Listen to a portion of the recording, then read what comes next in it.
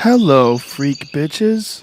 Everyone's mad about everything. Like Donald Trump breathes, Yes. everyone's mad. Yeah. Donald Trump breathed today. The picture that's going around on CNN where it's like it was literally like, is Donald Trump afraid of stairs? Was like the chyron, the lower third, and it's like Stairs. and it's he like prefers elevators. yeah, he prefers gilded elevators. But Is that what they're serious? This is a real question. This is the kind of stuff that's going on. And so when you Is say it STAIR or STARE? oh no, stairs like that you walk up and down, yeah. Okay. And AIRS. Because it could be like the evil Yeah, eye. he's afraid of stairs.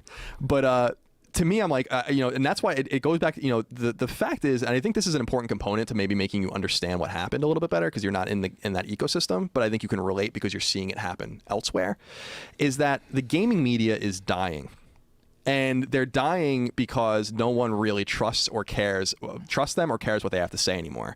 People, 10-year-olds and 15-year-olds today are not growing up being like, I wonder what Polygon has to say about the newest game. They go to YouTube and find a guy there that they trust and believe, which is why the only people unanimously pretty much that came out in my defense were YouTubers, because they know that they're the next rung of this evolution of the way we absorb and communicate and absorb information and have news. Meanwhile, these people, to your point, are writing clickbait, trying to stay relevant, but no one really cares what they're saying anyway. So they're in their death throes. This is a way for them to take shots at multiple people at the same time. This is what they did to Pewdiepie. This is what they did to other people. Well, the Pewdiepie one was really egregious. It was egregious, but like again, a lot of that stuff was taken out of context. Yes. And a lot No, of it, I don't mean Pewdiepie was egregious. Oh, yeah. I mean the attacks on him. oh were. yeah, it was terrible. What Wall Street Journal did to him, this is just a sign of the times. These are people fighting, and I really feel this way, and you might disagree, but I feel like a lot of it is these people are fighting for their lives. If I were a person that was writing Wait, about hold on. The journalists. the journalist, yeah. Yeah. Like if I were, I'm sorry to interrupt you. If I were if I had written in the video game industry for 10 years, right? I wrote in the gaming industry for 14 years. But if I was a 10-year industry veteran and I had fewer than 10,000 Twitter followers and I'm writing for a site no one reads and I'm trying my hardest to stay relevant and to do my thing, I'd be pretty mad too if I saw a guy that turns on his camera and speaks whatever he wants and gets the amount of views in 30 minutes that I'll get the entire year. Why would you be mad? Because it has nothing to do with you. Well, it does. It has a lot to do with you because there's only so much time and space for these people to absorb things, and That's famine mentality. They'd rather go to there's YouTube. 350 million people in this country alone, and there's many, many more people all over the world. The idea that anybody's views is somehow or another taking away from your views is just straight famine mentality. There's plenty of eyes to go around, and you're showing it right now with your new project. Sure, but I'm just like. But I'm just saying, like their thought process sucks. Yeah, and ostensibly it's actually adding to their destruction because people are looking at this, like the media, for instance, in the political landscape is dying anyway. The decline is happening. Wall Street Journal put up a piece not too long ago saying that per capita viewership on television is actually starting to be outpaced by YouTube. So that's over now, right? So like now, and that's not on video online or video on demand. That's just YouTube. And so people are looking at the situation and actually precipitating it happening quicker because in order to stay relevant, they lie or they write hit pieces. I think we should talk about what happened with Pewdiepie because most people are like, who the fuck is Pewdiepie and what happened? Sure. Do you want me to explain it? Or do you want to please. Go ahead. Okay. So PewDiePie is the biggest YouTuber in the world. He has 55 million subscribers, and he's a millionaire. Just to be clear, I don't really know him very well. I think I've had one or two communiques with him at some point, but I don't know him, so I don't really have a horse in the race. He lives in Europe. He lives in England. I think he's Swedish or something of that nature, but he lives in England. And he has a massive YouTube following. I mean, every video he does will have 10, 12, 15 million views. And you know you're on YouTube. I'm on YouTube in a much lesser sense. That's a lot of views. And he pushed the boundaries in some ways, in some tasteless ways, as is his right. And the thing that really caught on was that he was using this app or this service called Fiverr, which is this kind of TaskRabbit kind of thing where it's like you can pay people to do whatever you want. And he paid some of the things he did were otherwise, but he paid these guys in some country to hold up these like "Death to all Jews" signs or something like that as part of a joke. And it's something I think is somewhat tasteless. But he's trying to make a point. Whatever point he was trying to make a point. It was lost on a lot of people. And this combined with some other imagery he had been using, some like kind of fascist or Nazi imagery and some other things that have been going on over the months. I'm sorry. Did you want to? Oh, I thought you were about to say something. I'm sorry. And so eventually the Wall Street Journal caught wind of this.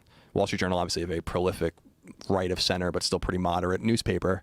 And basically went after him and tried to destroy him, and took a lot of things out of context and forced Disney owns a studio that funds him and all these kinds of things, and caused a lot of personal and economic destruction for this man. It seems like they intentionally took things out of context too, and they distorted the actual intent of what he was trying to do, especially with telling people to not be Nazis.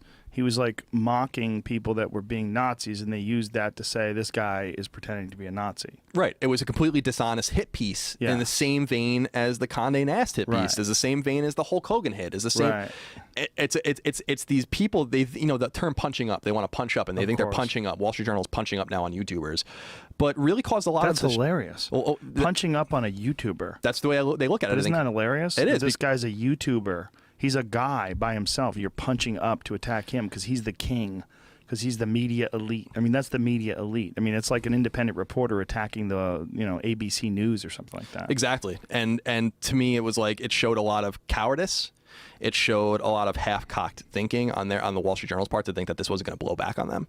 And it showed a level, and I hate using this word because I don't think innately it's necessarily a bad thing, because I think it drives you forward, but there's a level of jealousy at play with a lot of these kinds of things that are happening. That's what you were thinking about before, when you were saying that someone who's struggling to get 10,000 views on any story they write is going to look at a guy like this that can do one video where he talks about farts and he makes, you know, his 7 million views or something like that. Yeah, and he makes 15 million a year or whatever. At him. Yeah, and they're mad, and they don't understand it. And I get that. You know, I look at some people that are famous, or some people that are, you know, have a platform, and I'm like, I don't get this, but I'm not gonna like sit here and like rain on their parade. That's their right. They have an audience. That's totally fine. Maybe look at yourself and why you don't have an audience. Maybe look at yourself and realize that if you've been doing this for so long and you're so proud of that, why isn't anyone listening to you? Could it be you?